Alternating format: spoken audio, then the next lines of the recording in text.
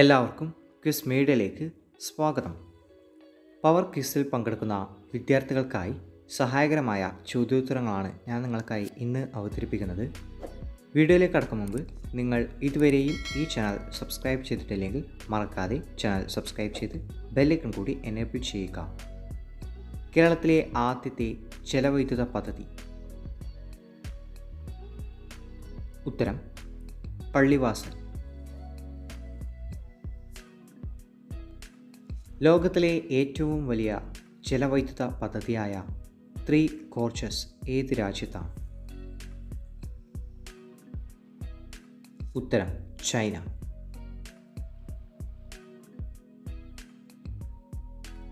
Earth അവർ ആചരിക്കുന്നത് ഏത് ദിവസമാണ്?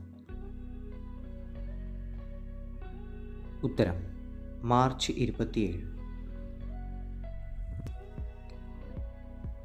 കേരള ഇലക്ട്രിസിറ്റി റെഗുലേറ്ററി കമ്മീഷനിൽ എത്ര അംഗങ്ങളാണ് ഉണ്ടാകേണ്ടത്?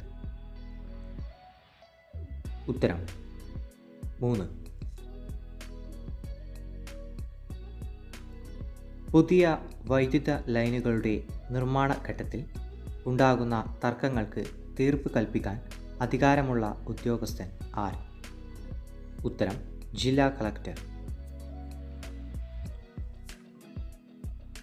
ഏഷ്യയിലെ ഏറ്റവും വലിയ നാവിക അക്കാദമി എവിടെ സ്ഥിതി ചെയ്യുന്നു? ഉത്തരം കണ്ണൂർ ജില്ലയിലെ ഏഴിമല. ഇന്ത്യയിൽ ദേശീയ തലത്തിൽ ഊർജ സംരക്ഷണത്തിനായി പ്രവർത്തിക്കുന്ന സർക്കാർ സ്ഥാപനം ഏത്? ഉത്തരം ബ്യൂറോ ഓഫ് എനർജി എഫിഷ്യൻസി. ഊർജ സംരക്ഷണ നിയമം നടപ്പാക്കുന്നതിനായി കേരളത്തിൽ പ്രവർത്തിക്കുന്ന സർക്കാർ ഏജൻസി ഏത്? ഉത്തരം energy management centre.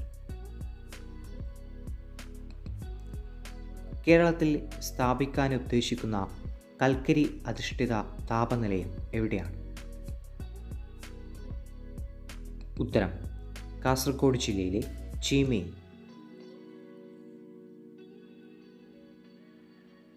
Single phase service കണക്ഷനുള്ള ഒരു ഉപഭോക്താവിൽ നിന്ന് KSEB ഈടാക്കുന്ന പ്രതിമാസ മീറ്റർ വാടക എത്രയാണ്? ഉത്തരം 10 രൂപ. ഇടിമിന്നൽ ഒരു വൈദ്യുതി പ്രതിഭാസമാണെന്ന് തെളിയിച്ച ശാസ്ത്രജ്ഞൻ ആര്? ഉത്തരം ബെഞ്ചമിൻ ഫ്രാങ്ക്ലിൻ.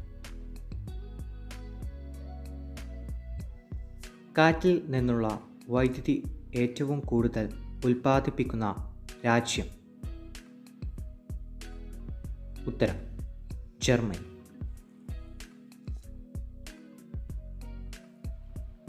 ഫ്യൂസ് വയർ നിർമ്മിക്കാൻ ഉപയോഗിക്കുന്ന ലോഹ സങ്കരം ഏത്? ഉത്തരം ലെഡ് ടിൻ. ഇന്ത്യയിലെ ഏറ്റവും ഉയർന്ന സൈനിക ബഹുമതി ഏതാണ്? ഉത്തരം പരമവീര ചക്രം.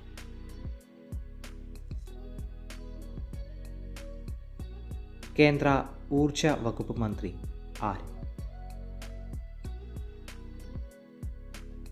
ഉത്തരം പ്രഹ്ലാദ് ജോഷി.